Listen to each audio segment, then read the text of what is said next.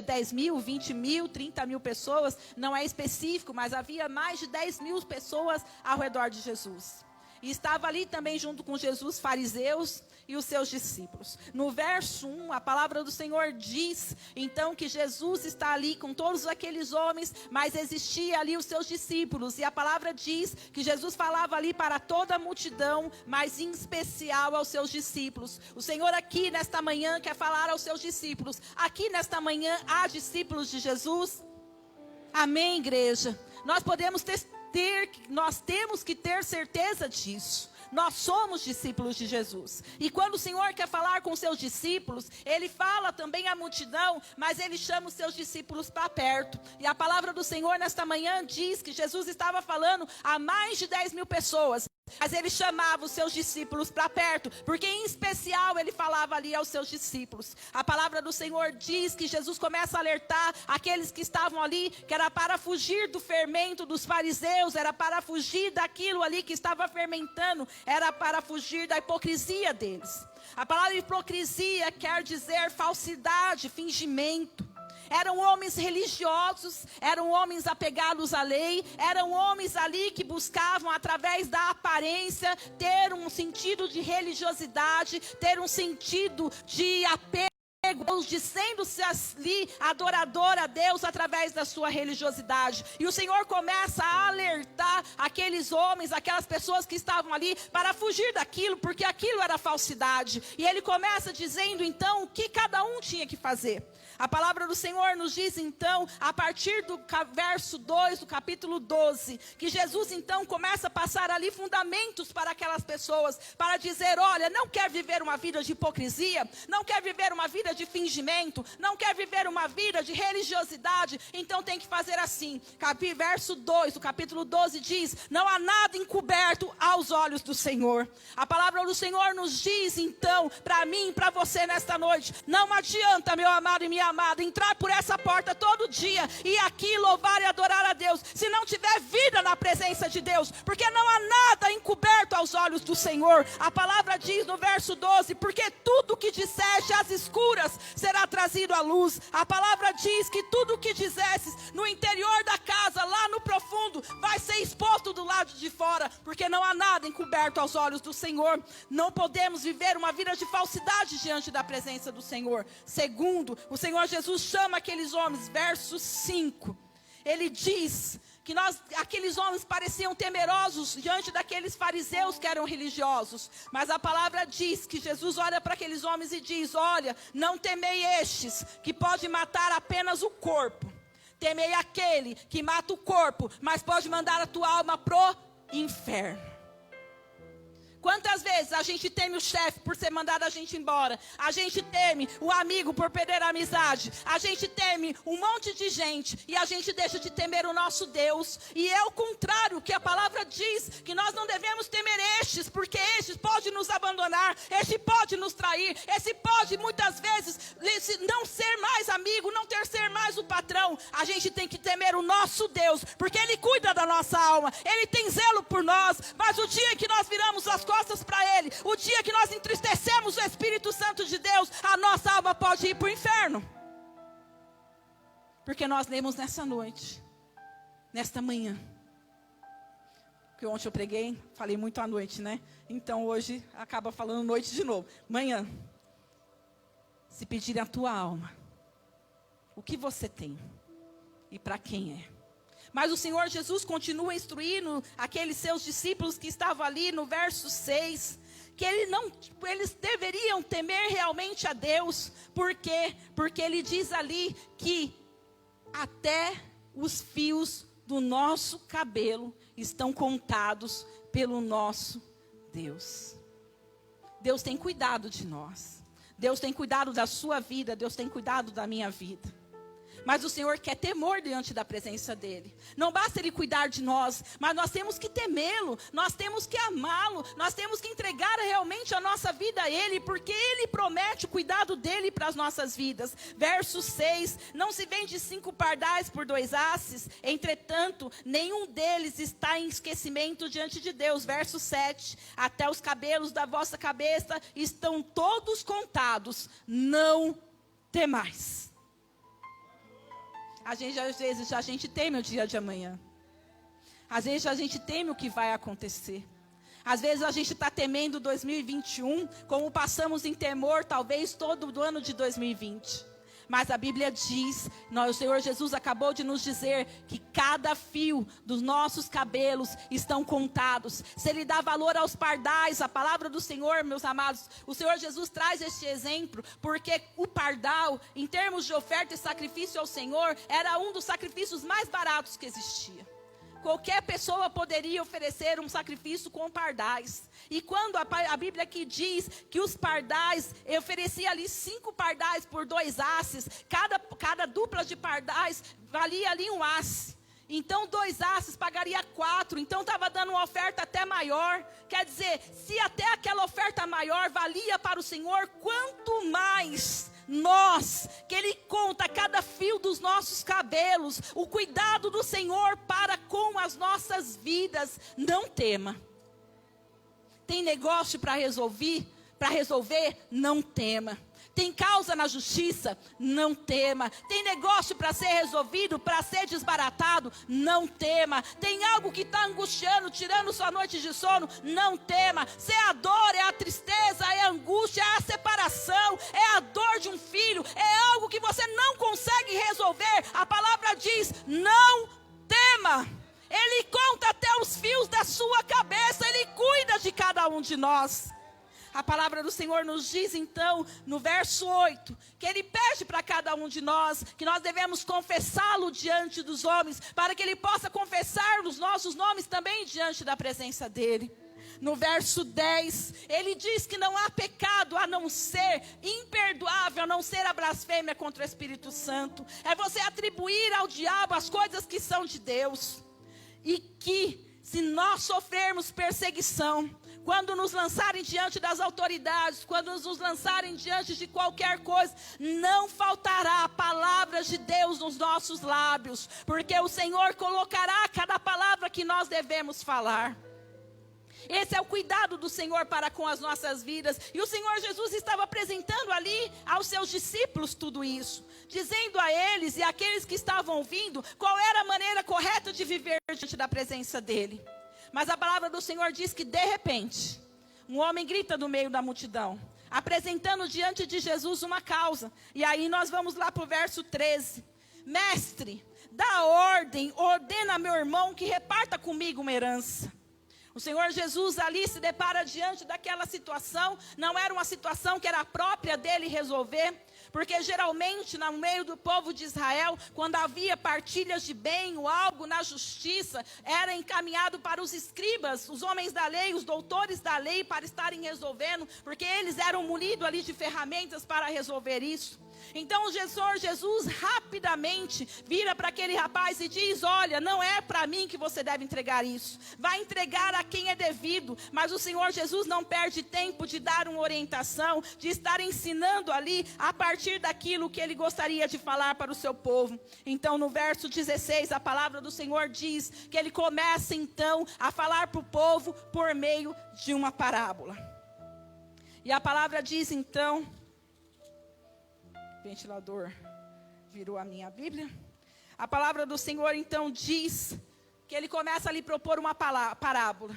E essa parábola diz então que um homem tinha ali no seu campo produzido muitos bens, produzido uma grande ceifa. Era um homem rico, era um homem cheio de posses, um homem que tinha ali diante de si grande fortuna. A palavra do Senhor diz então que aquele homem, aquele homem ali, diante das suas posses, começava ali a voltar o seu coração, a ter o seu coração apenas e tão somente voltado para aquilo e os seus pensamentos voltados tão somente para aquilo que eram as suas riquezas. A palavra do Senhor diz que aquele homem, em determinado momento, olhando tamanha abundância que ele tinha, tamanha riqueza que ele tinha, ele começa a falar de si para si mesmo. Eu olhando essa palavra me fez recordar então do fariseu e do publicano, aqueles 2 homens que foram em determinado momento ao templo para orar. E a palavra do Senhor diz que 2 homens que subiram para orar tiveram 2 posturas diante da presença de Deus de forma diferente. Um fariseu, a palavra diz que ele também falava de si para si mesmo. Olha, eu sou tão bom.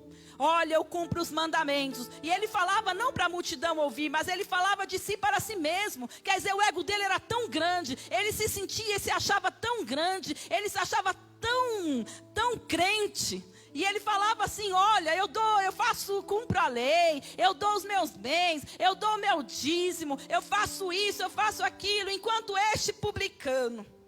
Ele falava de si para si mesmo, a palavra diz. Enquanto o publicano só chegava diante de Deus em lágrimas, sem uma palavra, só sabia dizer, sou pecador. E estou aqui para buscar misericórdia. Meu amado e minha amada, o Senhor quer nos alertar nessa manhã. Nós não somos nada diante da presença de Deus. Às vezes olham para a gente, às vezes a gente olha para nós mesmos e fala, nossa, mas eu sou um baita de um crente. Olha, eu sou uma baita de uma crente. Eu louvo, eu adoro, eu faço isso, eu faço aquilo. Meu amado e minha amada, este homem também estava cheio de si. Olha, tudo que eu produzi, olha o que eu vou fazer. Este homem aqui desta parábola dizia, aonde eu vou, verso 17, aonde eu vou colocar os meus frutos, aonde eu vou colocar a minha abastança.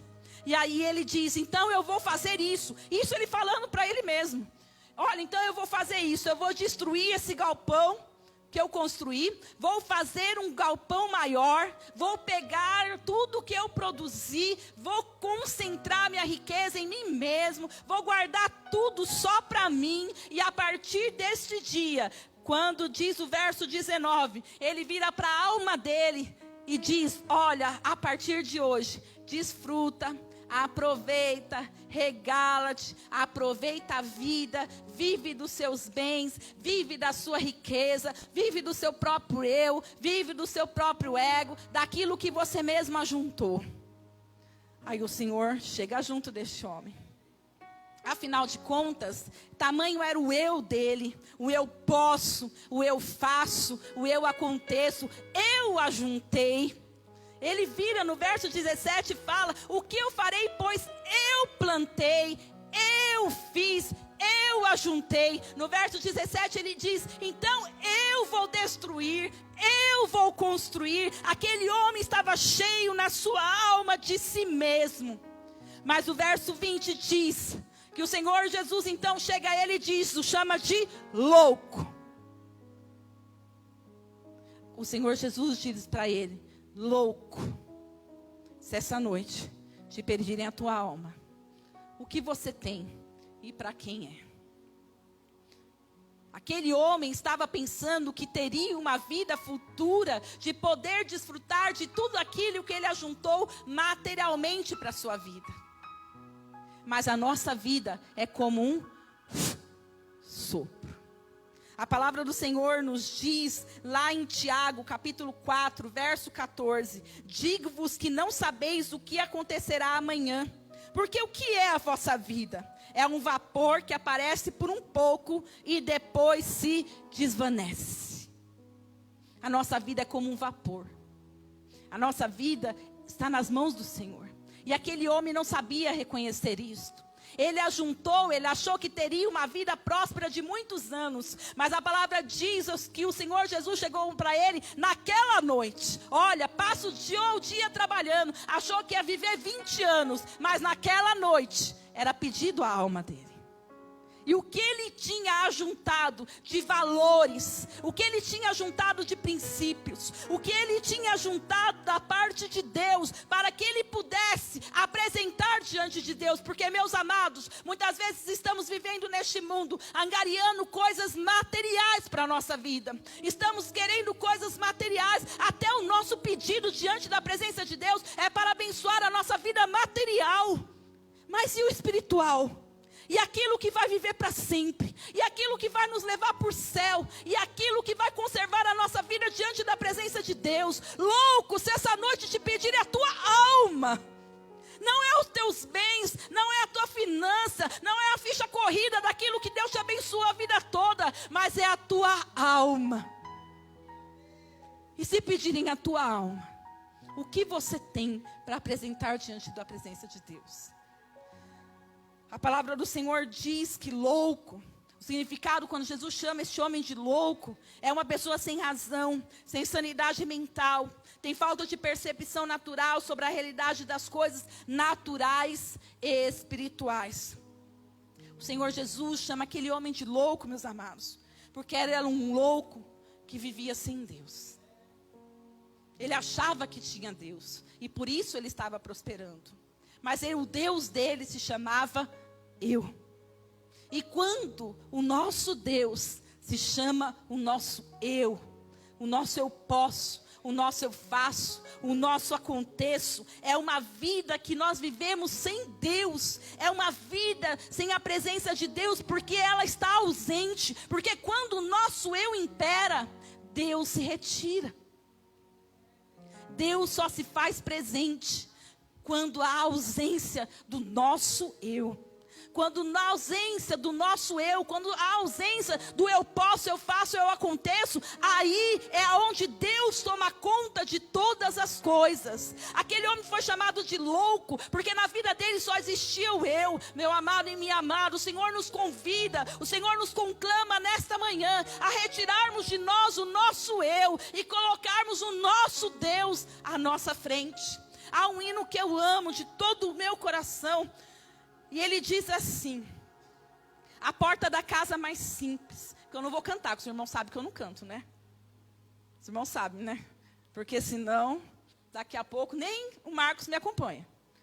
Então, eu recito as músicas que eu canto. Eu canto em casa. Aí só o pastor ouve, ele pede misericórdia para Deus. Eu peço perdão para Deus e para ele.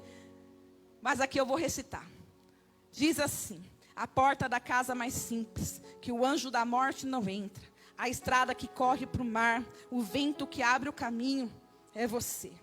E a nuvem que aponta o destino, é a mesma que cobre o passado. O pão que sacia minha fome, a rocha que mata a minha sede, é você. A tempestade é você. A chuva forte é você. O vento forte é você. E o que me faz tremer as pernas é você. A porta aberta é você. A fechada também é você. É tudo sobre você. Eu adoro louvar esse hino, porque tem que ser a realidade das nossas vidas. Porque, meu amado, se a porta se abrir, é Ele. Mas se ela fechar, também é Ele. A tempestade é Ele. O vento forte também é Ele. A brisa que vem sobre a nossa vida também é Ele. Mas a noite escura também vai ser com Ele. Você está entendendo? Quando a gente tira o nosso eu, a gente não é chamado mais de louco, mas a gente é chamado de abençoado por Deus. Quando a gente consegue entender que a gente precisa ficar com o nosso eu de lado, é o Senhor que reina, é o Senhor que prospera, é o Senhor que vem sobre as nossas vidas. Aquele homem foi chamado de louco. Um rico louco. Aquele homem era um pobre rico. Já viu uma pessoa pobre e rica? Ele era rico financeiramente, mas era um homem pobre, porque ele não entendia aquilo que nós devemos atribuir ao nosso Deus. 1 Crônicas, capítulo 29, verso 14, diz: tudo vem de ti, e somente devolvemos o que veio das tuas mãos. Isso é colocar o Senhor no seu devido lugar nas nossas vidas. É entender que tudo que a gente tem não é nosso. Essa semana o Senhor falava de forma tão grande no meu coração, que às vezes a gente coloca as coisas diante da presença de Deus. Às vezes a gente coloca um filho diante da presença de Deus. A gente coloca uma causa diante da presença de Deus. E a gente começa a orar e falar: Senhor, é a tua causa, é o meu filho, é teu. Mas quando a gente tem que resolver a coisa, aí vira meu filho, vira meu negócio. E não é assim, meu amado e minha amada. Quando a gente entrega na mão do Senhor, deixa de ser meu e passa a ser do Senhor. Os nossos filhos não são nossos, são do Senhor. As nossas causas não são nossas, elas são do Senhor. E a gente tem que entender isso, porque é um tal de tira e põe, entrega e tira de Deus. É um tal de eu entrego para o Senhor quando a coisa fica difícil. Quando a bênção vira meu. Meu filho é uma bênção. Quando ele está legal, ele é meu. Quando ele começa a dar problema, Senhor, é teu, eu entrego a ti, meu amado e minha amada. Vamos parar com esse negócio. Se a causa é de Deus, se está bom é de Deus, se está ruim é de Deus. Mas se está bom,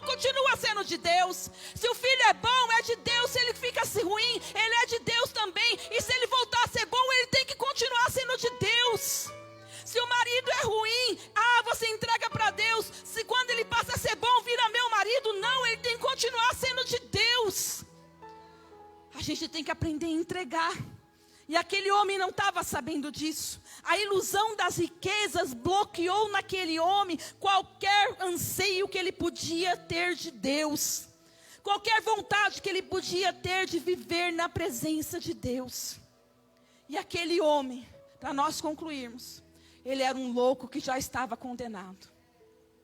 Porque a palavra do Senhor diz no verso 21, assim é o que entesoura para si mesmo e não é rico para com Deus. Aquele homem foi chamado de louco e ele era um louco condenado já. Porque em vez de ajuntarem celeiros, ele teve o que para a vida dele? Um funeral. Um convite a um funeral. Quando ele teve ali uma vida, pensava que ia ter uma vida de luxo, ele foi chamado diante de Deus para prestar conta. Quando ele achava ali que estava tudo bem, que a alma dele ia viver bem, a palavra do Senhor diz que o Senhor cobra dele dizendo, então o que tem a tua alma? Já que ela não tem nada, você ajuntou riquezas, você ajuntou algo que satisfizesse a sua alma. E alma, irmãos, é os nossos sentimentos, é as nossas emoções, é aquilo que entra no nosso ventre. Porque o que nos liga ao Senhor, o que nos liga a uma vida com Deus, é o Espírito Santo de Deus habitando em nós. A nossa alma tem que estar sujeita ao Espírito Santo de Deus na nossa vida. A nossa alma tem que estar sujeita àquilo que é a vontade de Deus nas nossas vidas. E só revela a vontade de Deus nas nossas vidas é a presença do Espírito Santo de Deus. Porque a gente pode, meu amado e minha amada, viver com o coração tranquilo. Isso é a nossa alma. A gente pode botar a cabeça no travesseiro e ter a mente descansar em paz. Isso é coisa da nossa alma. A gente pode ter ali várias coisas na nossa vida que nos faz bem. Isso é coisa da nossa alma. Mas como está a nossa vida diante da presença de Deus? Como está o nosso espírito diante da presença de Deus? Aquilo que nos liga a dele, aquilo que nos traz ligação completa com ele. Qual é o lugar da presença do Espírito Santo de Deus na nossa vida? Que nós não possamos ouvir como aquele homem, ser chamado de louco. Louco porque teve tudo. Louco porque a alma dele estava tranquila. Ele diz agora, olha a minha alma, vamos desfrutar, vamos aproveitar, porque a coisa agora ficou boa. Que a gente não possa ter do Senhor para a nossa vida o questionamento. Louco, se essa noite te pedirem a tua alma, o que você tem e para quem é? Se você tem angariado coisas que satisfaçam só a sua alma, pare e pense. Você está sendo chamado de Deus por louco. Se você está apenas colocando diante da presença de Deus aquilo que é o seu querer, aquilo que é a sua vontade, e está tirando da mão de Deus aquilo que está sendo entregue, que tem que ser entregue a Ele, pare e pensa. Tira o seu eu e entrega a Ele e deixa Ele fazer. Deixa a vontade dEle, deixa o querer dEle, deixa que Ele faça, meu amado e minha amada. E aí, espera a bênção de Deus, mas a bênção verdadeira, a bênção que realmente vem, a bênção que realmente vai pegar a tua vida, que vai te dar graça, que vai fazer você viver realmente a vitória verdadeira em nome do Senhor Jesus. Amém, igreja? Vamos nos colocar em pé. Eu gostaria de convidar os obreiros para nós estarmos iniciando a Santa Ceia. Guarda essa palavra no teu coração, meus amados. O obreiro ali na porta dizia, eu já vou começar a pedir perdão para Deus, que é a pastora que vai pregar. Eu falei, tá.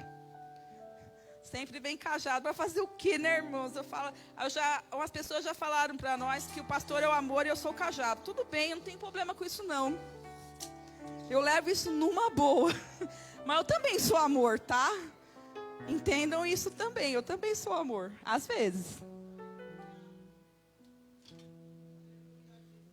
Nós vamos estar orando, consagrando os elementos. A palavra do Senhor nos diz, em 1 Coríntios capítulo 11, verso 23, a palavra do Senhor diz assim: porque eu recebi do Senhor o que também vos entreguei, que o